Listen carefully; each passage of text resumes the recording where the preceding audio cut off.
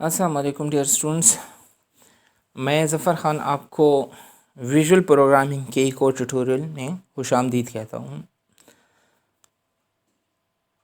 इस ट्यूटोरियल में हम इंशाल्लाह जेनेरिक्स को स्टार्ट करेंगे और जेनेरिक्स की डिफिनीशन देखेंगे और फिर एक जेनेरिक पे थोड़ी बहुत डिस्कशन करेंगे और ये देखेंगे कि हम जेनेरिक्स की तरफ क्यों आ रहे हैं।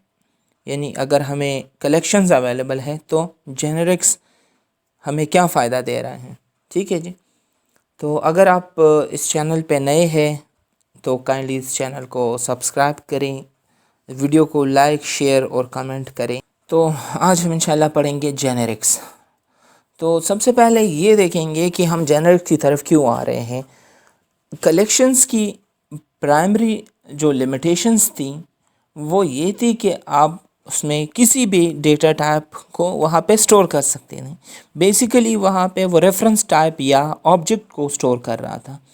ठीक है जी। तो अगर लेट सपोज मैं वहाँ पे टाइप कर रहा था और मैंने 100 लिखना था और मैंने गलती से 100 में जो ज़ीरो है उसकी जगह मैंने ओ लिख दिया। ठीक है, तो ये मेरे पास गलती हो सकती थी। लेकिन कलेक्शन उसको क्योंकि एज अ ऑब्जेक्ट स्टोर कर रहा है तो वो चाहे आप ओ लिख लेते हो चाहे आप ज़ीरो लिख लेते हो, दोनों को वो सेम ट्रीट करेगा। ठीक है जी। तो इसलिए हम कहते हैं कि वहाँ पे इफ़ेक्टिव टाइप चेकिंग नहीं अवेलेबल, यानी आप किसी भी डेटा टाइप की वैल्यू वहाँ पे स्टोर कर सकते हो।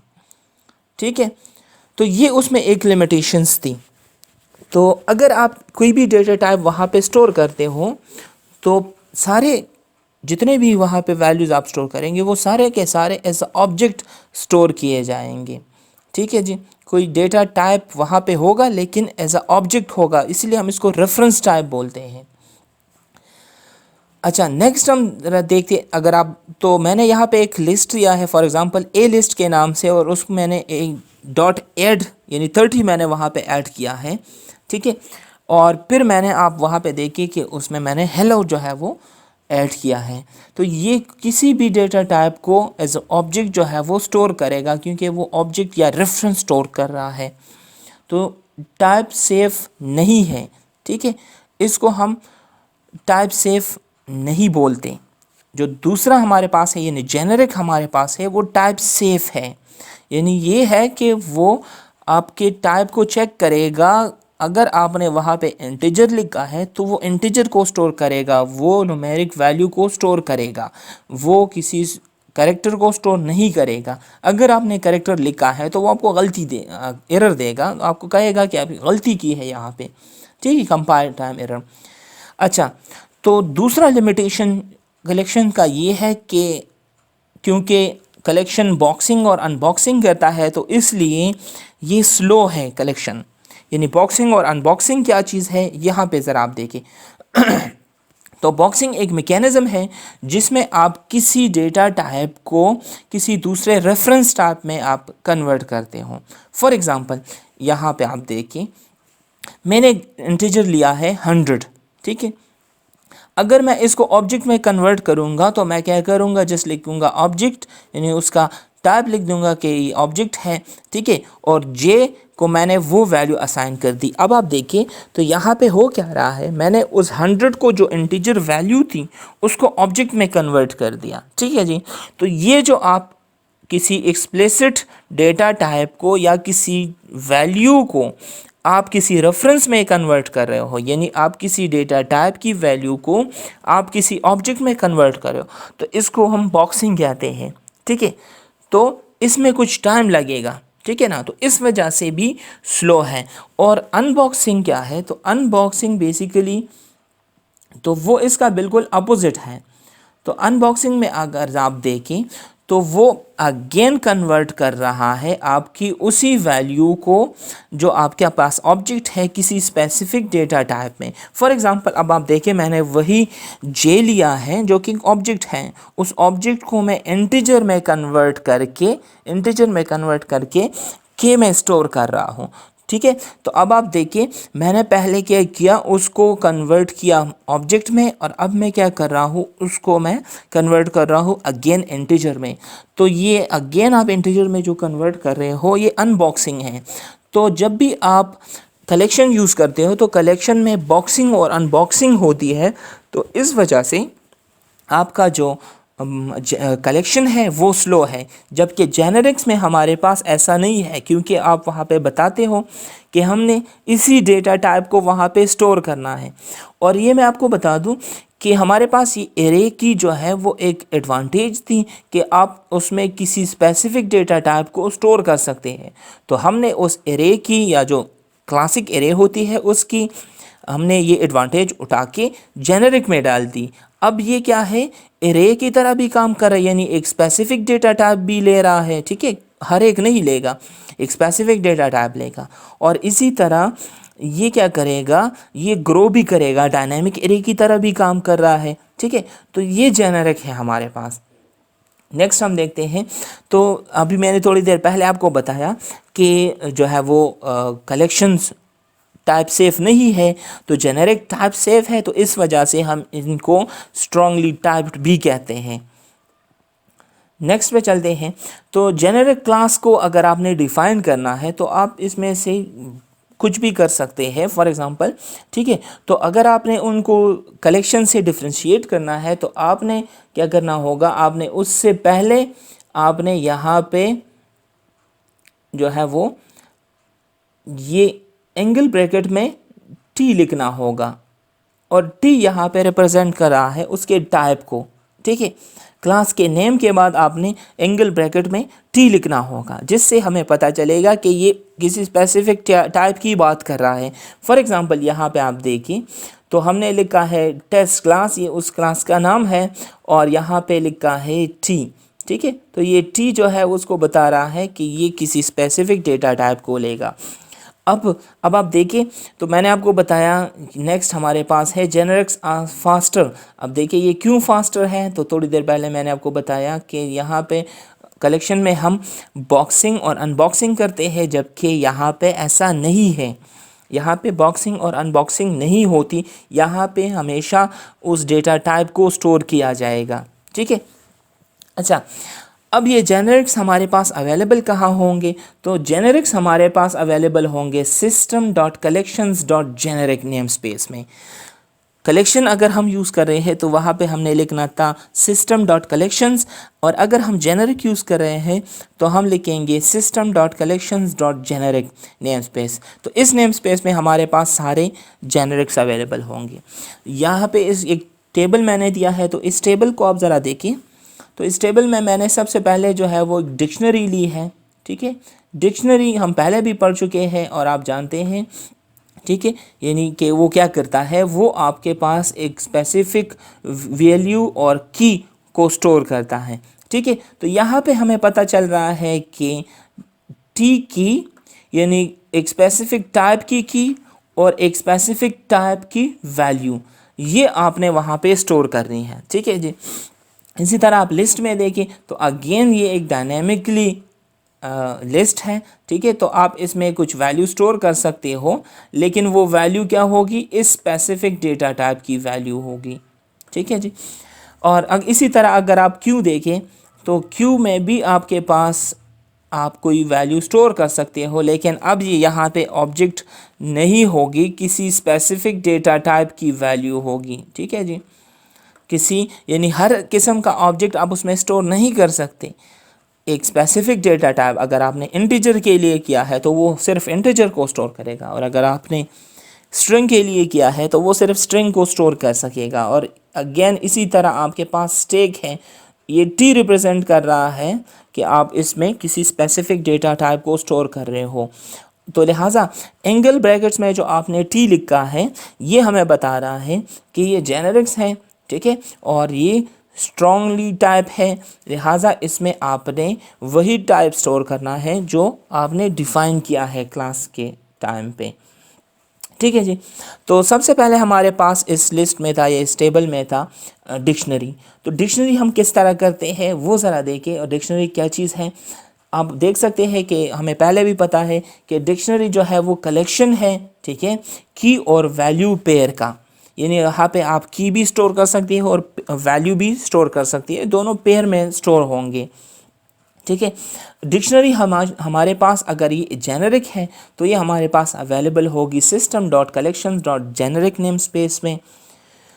अगर आप डिक्शनरी क्रिएट कर रहे हो जिस टाइम, ठीक है, तो आपने उसको बताना होगा कि मैं इस टाइम, अगर आप वो जेनरिक है तो आपको बताना होगा कि मैंने इस टाइप की रखनी है वहाँ पे और इस टाइप की वैल्यू रखनी है। ठीक है जी। तो इस लिहाज से आप अगर की और वैल्यूज़ यूज़ करते हो तो जेनरिक जो आपको डिक्शनरी प्रोवाइड कर रहा है वो बहुत फास्ट है। ठीक है। इसी तरह आपके पास है keys in the dictionary must be unique. अब वहाँ पे आप देखें, यहाँ पे हमारे पास यूनिक होनी चाहिए की क्यों यूनिक होगी? क्योंकि उस की से हम इसको सर्च करेंगे और अगर की यूनिक नहीं हुई तो फिर हमारे पास डुप्लीकेट आएगा, लिहाजा वो एरर हमें देगा। ठीक है जी। और इसी तरह की नल भी नहीं हो सकती, तो लिहाजा आपके पास जितने भी कीज़ होंगे वो यूनिक होंगे और नल नहीं होंगे। ठीक है जी। तो चले देखते हैं कि हम एक डिक्शनरी को इनिशियलाइज़ किस तरह कर सकते हैं और इस जेनेरिक डिक्शनरी को इनिशियलाइज़ किस तरह कर सकते हैं। तो सबसे पहले मैंने लिखना होगा डिक्शनरी, ठीक है, और उसके बाद मैंने एंगल ब्रैकेट्स यहाँ पे लेके, और आप देखिए कि मैं यहाँ पे उसको बता रहा हूँ टाइप, मैं उसको बता रहा हूँ कि जो की होगी वो इंटीजर टाइप की होगी, ठीक है, और जो वैल्यू होगी वो स्ट्रिंग टाइप की होगी। ठीक है जी। अब अगर मैं इंटीजर टाइप की दूंगा और स्ट्रिंग टाइप की वैल्यू दूंगा तो वो एक्सेप्ट करेगा, लेकिन अगर मैं इंटीजर टाइप के अलावा और स्ट्रिंग टाइप के अलावा कोई वैल्यू दूंगा तो लिहाजा ये मुझे एरर देगा, इवन कंपाइल टाइम एरर मुझे देगा। ठीक है जी। तो लिहाजा मैंने क्या किया, मैंने डिक्ट के नाम से यहाँ पे इसका एक इंस्टेंट क्रिएट किया है। ठीक है। और यहाँ से आप देख सकते हैं कि आपने उसको बताना है कि ये है मेरे पास इंटीजर और स्ट्रिंग। जिस तरह आप जो है वो उसका एक इंस्टेंट क्रिएट कर सकते हैं। नेक्स्ट हम देखते हैं कुछ प्रॉपर्टीज़ इसकी, कि इसकी प्रॉपर्टीज़ क्या है। तो आप यहाँ देखें तो सबसे पहला प्रॉपर्टी मेरे पास है वो है काउंट। तो अगेन वो मुझे बताएगा कि कितने एलिमेंट्स यहाँ पे इस डिक्शनरी में अवेलेबल हैं। और रीड ओनली मुझे बताएगा कि ये वैल्यू जो आप देख रहे हो या जो आप डिक्शनरी की बात कर रहे हो ये मेरे पास रीड ओनली है या नहीं, ये मुझे रिटर्न करेगा बूलियन वैल्यू। इसी तरह आइटम जो आप प्रॉपर्टी देख रहे हो ये आपकी कोई वैल्यू गेट कर सकता है या वो सेट कर सकता है उस स्पेसिफिक डिक्शनरी में। नेक्स्ट हमारे पास है कीज़। तो ये आपको रिटर्न करेगा जितने भी वहाँ पे कीज़ अवेलेबल हैं उसको, और वैल्यूज़ आपको सारे वैल्यूज़ रिटर्न कर देगा। कुछ मेथड्स देख लेते हैं। तो हमारे पास सबसे पहला जो मेथड है वो ऐड है, डिक्शनरी में ऐड करने के लिए। ठीक है। इसी तरह दूसरे नंबर पे रिमूव है, तो लिहाजा हम वहाँ से रिमूव कर सकते हैं। थर्ड हमारे पास है कंटेंस की, कि कोई स्पेसिफिक की अगर आप सर्च कर रहे हो तो वो वहाँ पे अवेलेबल है या नहीं। ठीक है। अगर है तो आपको 1 रिटर्न कर दिया जाएगा, ट्रू रिटर्न कर दिया जाएगा, नहीं है तो आपको फॉल्स या 0 रिटर्न कर दिया जाएगा। नेक्स्ट हमारे पास है कंटेन वैल्यू। तो लिहाजा ये वैल्यू को चेक करेगा कि वैल्यू वहाँ पे मौजूद है या नहीं। इसी तरह हमारे पास है क्लियर। तो डिक्शनरी के जितने भी वैल्यूज़ हैं उनको रिमूव कर देगा या कीज़ जो है उनको रिमूव कर देगा। और लास्ट हमारे पास है ट्राई गेट वैल्यू। तो ट्राई गेट वैल्यू एक ऐसा मेथड है जिससे हम ये चेक कर सकते हैं कि ये वैल्यू वहाँ पे अवेलेबल है या नहीं है। ठीक है। तो अगर अवेलेबल है तो मुझे क्या कर देगा, ट्रू रिटर्न कर देगा, और अगर अवेलेबल नहीं है तो मुझे फॉल्स रिटर्न कर देगा। ये किस तरह डिफरेंट है बाकी से तो उसको प्रोग्राम करके हम देखेंगे इंशाल्लाह। तो चले हम इस डिक्शनरी में कुछ एडिशन करते हैं। तो सबसे पहले हमारे पास ऐड मेथड था, तो ऐड मेथड को यूज़ करके हम यहाँ पे की वैल्यू पेयर जो है वो स्टोर कर सकते हैं डिक्शनरी में। दूसरी बात, इस दफ़ा मैं इस वीडियो ट्यूटोरियल में आपके लिए कोड जो यहाँ पे लिख रहा हूँ तो साथ में मैं उसका आउटपुट जो मेरे पास आया था वो आउटपुट भी मैं इधर लिख रहा हूँ ताकि मुझे बार बार विजुअल स्टूडियो में जाने की ज़रूरत ना पड़े, और कोड अगर मैंने यहाँ पे लिखा है तो मैं उसका आउटपुट भी यहाँ पे डिस्प्ले कर लूँ। ठीक है। तो सबसे पहले आप देखें मैंने उसका एक इंस्टेंट क्रिएट किया है, यहाँ पे आप देख सकते हैं, और उसको मैंने बताया है कि मैं जो डिक्शनरी DICT के नाम से इंस्टेंस क्रिएट कर रहा हूँ वो मुझसे इंटीजर टाइप की लेगा और स्ट्रिंग टाइप की वैल्यू लेगा। ठीक है। तो अब आप देखिए मैंने इस डिक्शनरी में dict.add के नाम से वहाँ पे 142, ठीक है, ये आपके पास उसकी इंटीजर वैल्यू है, और BSCS 1 ये उसकी स्ट्रिंग वैल्यू है। तो ये मैंने उसमें स्टोर की और वो उसमें स्टोर हो गई है। इसी तरह आप देखें तो मैंने नेक्स्ट लाइन में उसमें 143 और BSCS 2 या सेकंड जो है वो वहाँ पे स्टोर कर दी हैं। ठीक है जी, ये आपके पास आप देख सकते हैं इंटीजर वैल्यू है और ये आपके पास स्ट्रिंग वैल्यू है। इसी तरह मैं नेक्स्ट लाइन में ऐड कर रहा हूँ dig.add मेथड के थ्रू। 144 पे मैंने क्या किया है, ये उसकी की है इंटीजर वैल्यू, और नॉर्दर्न हमारी यूनिवर्सिटी का नाम है वो मैंने वहाँ पे स्टोर किया है एज अ स्ट्रिंग। ठीक है जी। अब आप देखिए ये सारे हमें कोई एरर नहीं देंगे, ये सारे जो है वो उसी तरह एग्जीक्यूट हो रहे हैं और कंपाइल टाइम एरर नहीं दे रहा। ठीक है।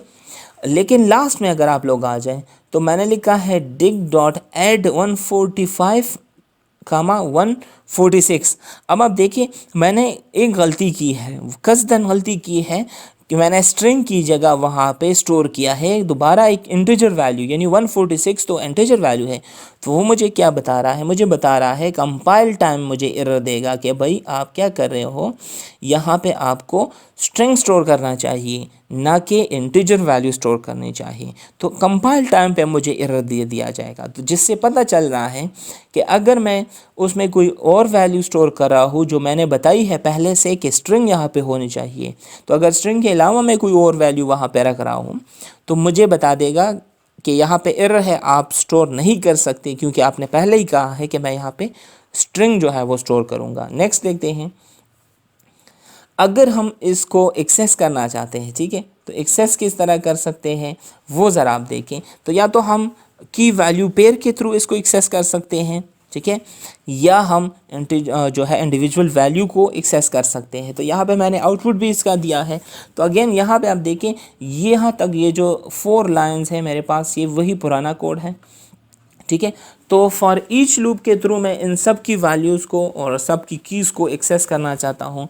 तो हमारे पास फॉर ईच लूप में मैंने लिखा है की वैल्यू पेयर, ये आपने लिख देना है, और वहाँ पे लिख देना है इंटीजर और स्ट्रिंग। यहाँ पे आप देखें तो इंटीजर और स्ट्रिंग मैंने लिखा है, यानी क्या है कि इंटीजर मेरे पास वो की होगी और स्ट्रिंग मेरे पास वैल्यू होगी।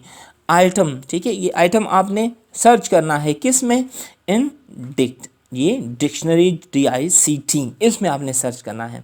फिर मैं क्या करूँ, मैं उसको कह रहा हूँ कि आप डिस्प्ले करो कीज़ को, उसके लिए मैंने एक प्लेस होल्डर लिया है, फर्स्ट पोजीशन पे आप की डिस्प्ले करो और वैल्यूज़ को आप डिस्प्ले करो सेकंड पोजीशन पे।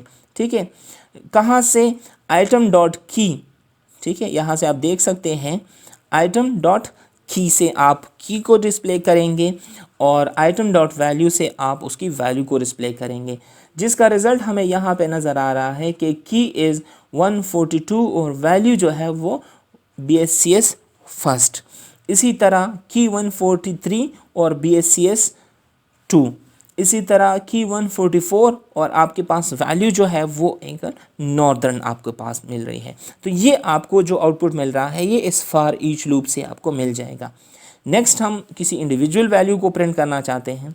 तो आप देखिए मैंने क्या करना है, मैं जस्ट चाहता हूँ कि इस स्पेसिफिक की के अगेंस्ट कौन सी वैल्यू पड़ी है तो वो मैं चेक कर सकता हूँ। तो मैंने क्या किया, console.writeline dig ब्रैकेट्स उसमें 144 जो आपकी की है वो लिख दी। ठीक है। तो ये मुझे क्या रिटर्न कर रहा है, नॉर्दर्न रिटर्न कर रहा है, और ये आप इस आउटपुट से यहाँ देख सकते हो कि मुझे आउटपुट पे नॉर्दर्न आया है। ठीक है जी। तो इस तरीके से हम जो है वो किसी स्पेसिफिक डेटा टाइप को रख के उसकी की और वैल्यूज़ को एक्सेस कर सकते हैं। ठीक है, या किसी इंडिविजुअल वैल्यू को एक्सेस कर सकते हैं। नेक्स्ट हम देखते हैं कि अगर आप ट्राई गेट वैल्यू के थ्रू आप एक्सेस करना चाहते हो तो किस तरह कर सकते हो। ठीक है। अब आप देखिए फॉर एग्ज़ाम्पल अगर आप श्योर नहीं है कि ये वैल्यू वहाँ पे जो आप सर्च कर रहे हो वह वैल्यू वहाँ पे अवेलेबल है या नहीं, तो तब आपने ट्राई गेट वैल्यू यूज़ करनी है। ट्राई गेट वैल्यू क्या करता है, ये एक्सेप्शन थ्रो नहीं करता उसकी जगह, यानी आप पहले अगर आप देखें आपके पास अगर वैल्यू नहीं थी तो वो आपको एक्सेप्शन थ्रो कर रहा था, ठीक है। लेकिन अब ऐसा नहीं है, अगर आपके पास वैल्यू नहीं होगी तो वो आपको एक्सेप्शन थ्रो नहीं कराएगा, वो जस्ट आपको बता देगा, रिटर्न कर देगा, या तो ट्रू रिटर्न कर देगा या फॉल्स रिटर्न कर देगा। तो चलिए कोड देखते हैं। तो इसको एक्सेस करने के लिए सबसे पहले मैंने एक स्ट्रिंग लिया है, स्ट्रिंग वेरिएबल जिसका मैंने नाम रखा है रिज़ल्ट, यहाँ से आप देख सकते हैं। और ये 4 लाइंस जो है ये वही 4 लाइंस है जो पहले हम डिस्कस कर चुके हैं। नेक्स्ट मैं ये देख रहा हूँ कि फॉर ईच लूप के थ्रू मैं की वैल्यू पेयर को एक्सेस कर रहा हूँ उस डिक्शनरी में, और मैं चाह रहा हूँ कि आप उनको डिस्प्ले करें, ठीक है जी। तो आप यहाँ से देख सकते हैं मैंने उनको डिस्प्ले किया है। ये ऑलमोस्ट पुराना ही कोड है, आपको नज़र आ रहा है कि मुझे नॉर्दर्न तक वैल्यू सारे नज़र आ जाएंगे। अब यहाँ पे आप देखें, अगर मैं इस तरह करता हूँ, मैं कह रहा हूँ कि if dig dot gate try value, अगर ये 144 पे जो वैल्यू है आपके पास, ठीक है, वो आप क्या करो, मुझे आउट करो, ठीक है जी। और उसका रिज़ल्ट क्या होगा, वही वैल्यू जो आपने फाइंड की है। तो लिहाजा 144 की के अगेंस्ट जो भी वैल्यू पड़ी है वो इस रिज़ल्ट में स्टोर होकर मुझे डिस्प्ले कर दी जाएगी, ठीक है, और वो आउट की जाएगी। तो यहाँ से ये जो आपको नज़र आ रहा है, जिसको मैं, ठीक है, इस बॉक्स में क्लोज कर रहा हूँ, ये मुझे क्या देगा, ये मुझे ट्रू या फॉल्स देगा, ठीक है। तो ये मुझे इस टाइम ट्रू दे रहा है, क्यों, क्योंकि 144 पे आपके पास जो वैल्यू है नॉर्दर्न वो पड़ी है, ठीक है ना। तो अब लिहाजा क्या करेगा, मुझे कंसोल डॉट राइट से रिज़ल्ट डिस्प्ले कर दिया जाएगा, और रिज़ल्ट क्या होगा, वो नॉर्दर्न होगा। यहाँ से आप देख सकते हैं ये वो वैल्यू है, ठीक है, मुझे डिस्प्ले करा दी गई। अब फॉर एग्ज़ाम्पल इसकी जगह मैं 145 लिख लेता हूँ, ठीक है जी। अगर मैं इसकी जगह, इस 144 की जगह मैं 145 लिख लेता हूँ, तो क्या ये वैल्यू मेरे, ये की मेरे पास है, नहीं है। और क्या इस की के अगेंस्ट कोई वैल्यू पड़ी है, नहीं। तो अब ये मुझे फॉल्स रिटर्न करेगा, ठीक है। तो जिससे मैं एल्स पे आ जाऊँगा और मुझे वो डिस्प्ले कर देगा कि कुड नॉट फाउंड, वो वैल्यू मेरे पास नहीं है। तो जिसका रिज़ल्ट मुझे यहाँ पे दिखाया गया है, ठीक है, ये दिखाया गया है।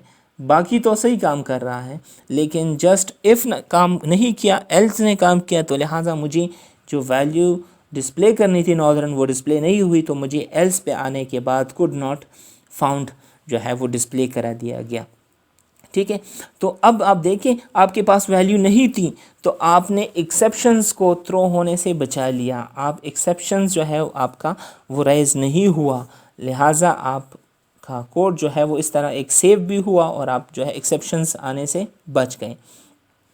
नेक्स्ट आप देखें, तो मेरे पास है किसी एलिमेंट को आप चेक करना चाहते हैं कंटेंस की, वो आप चेक करना चाहते हैं, तो उसके लिए हमारे पास मेथड था कंटेंस, ठीक है, की। और अगर आप उसकी वैल्यू चेक करना चाहते हैं तो हमारे पास मेथड था कंटेंस की, ठीक है जी।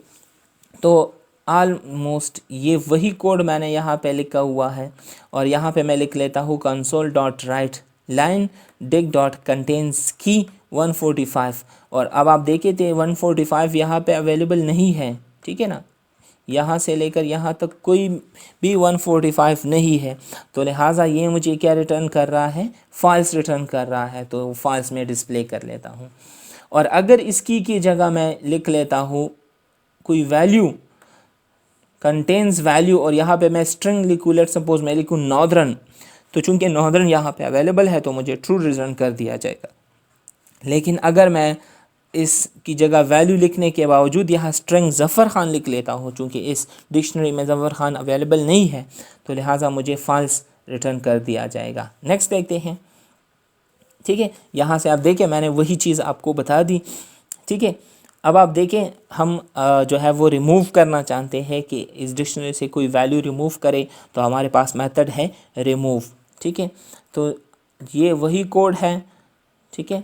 अब आप देखिए ये वाला लाइन तो डिग डॉट रिमूव मेथड मैंने कॉल किया है और इससे 144 पे जो भी पड़ा है वो मैं रिमूव करना चाहता हूँ। तो आप देखिए 144 की भी रिमूव हो जाएगी और उसकी वैल्यू भी रिमूव हो जाएगी, यानी नॉर्दर्न वो भी रिमूव हो जाएगी। तो अब मैं नेक्स्ट डिग डॉट कंटेन्स वैल्यू से चेक करना चाहता हूँ, जो कि एक मेथड है जिससे वो वैल्यू को चेक कर रहा है। तो मैं चेक करना चाह रहा हूँ कि चेक करो नॉर्दर्न वहाँ पे अवेलेबल है या नहीं। तो मुझे डिस्प्ले किया जा रहा है फॉल्स। क्यों मुझे फॉल्स डिस्प्ले किया जा रहा है? क्योंकि वो मैंने रिमूव कर दी, ठीक है। अगर वो मैं रिमूव नहीं करता तो ये मुझे ट्रू रिटर्न करता। तो लिहाजा इस तरीके से हम वहाँ से कोई एलिमेंट, वैल्यू या की रिमूव कर सकते हैं, ठीक है।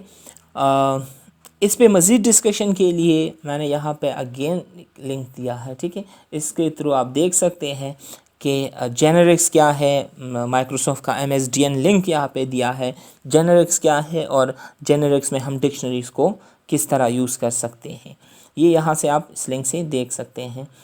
तो स्टूडेंट्स आज के लिए इतना ही इस वीडियो के लिए, और इंशाल्लाह एक और जेनेरिक में हम मिलेंगे। ये वीडियो की लेंथ काफ़ी ज़्यादा हो गई है, तो इंशाल्लाह नेक्स्ट वीडियो में मिलते हैं। और वीडियो को लाइक, शेयर, सब्सक्राइब करें चैनल को, और कमेंट करें, और कोई मसला है तो कमेंट में बताएं। और इंशाल्लाह नेक्स्ट वीडियो में मिलते हैं। तब तक अल्लाह हाफ़िज़, अस्सलाम वालेकुम।